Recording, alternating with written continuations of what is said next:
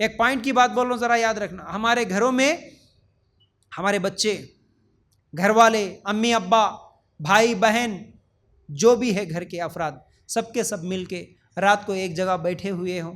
جیسے کھانے کے لیے تو سب بیٹھتے، گھروں میں پابندی کے ساتھ کئی جگہ پر تو شوہر جب تک گھر کو نہیں آتے تب تک گھر میں کوئی نہیں کھائے گا، ایک سسٹم بنا کے رکھے.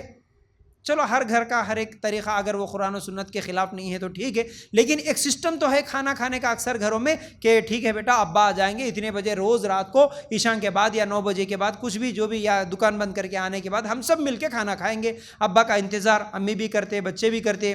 بچوں کی شادیاں ہو گئی تو بہو داماد یا بہو بیٹا سب مل کے، بہنیں سب مل کے کھانا کھاتے.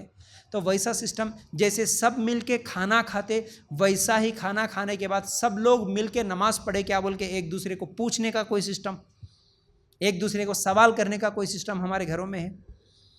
خاص طور سے بچوں کو نماز کی تاکید کرتے ہوئے یاد رکھو اس چیز کو، بچوں کو صرف مار کے چل تو نماز کو بولنے سے بہتر پہلے بچوں کو نماز کی اہمیت بتا کے پھر اس کو غصہ کرو، پھر اس کو ڈانٹو.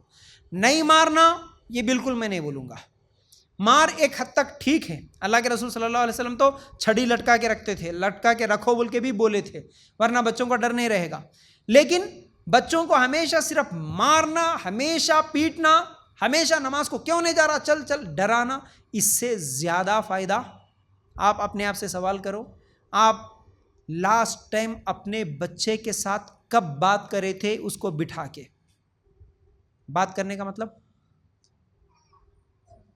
سمجھانا. لیکن کون سی چیزیں ہیں جیسے ہم بات کرتے نا، بیٹا ہوم ورک کرے کیا، بیٹا اسکول کو گئے کیا، بیٹا ٹیچر پڑھائے کیا، یہ تمام باتیں کرتے نا، ویسا نماز کے بارے میں اپنے بچے کو بٹھا کے کب سمجھائے تھے ہم؟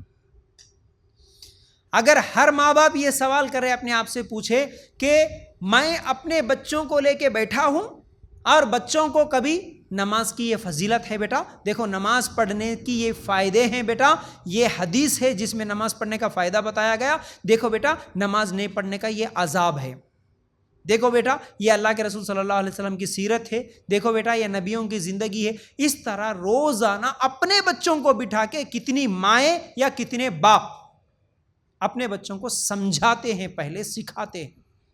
ہم کیا سمجھے، مسجد کو بھیج دے رہے نا بات ختم، مدرسے کو بھیج دے رہے نا بات ختم، تو یہ رٹا مارنے لگاتے جی. اس سے عمل نہیں کرتے بچے، یہ یاد کر لیتے ہیں. یاد کر لینا الگ ہوتا ہے، عمل کرنا الگ ہوتا ہے. وہ یاد دلا کے چھوڑ دیتے، لیکن تم اپنے بچوں کو اپنے گھر میں بٹھا کے ان کو سمجھاؤ، نماز کی فضیلت بتاؤ، نہیں پڑھنے کا گناہ بتاؤ، تو انشاءاللہ یہ بچے یاد رکھیں گے.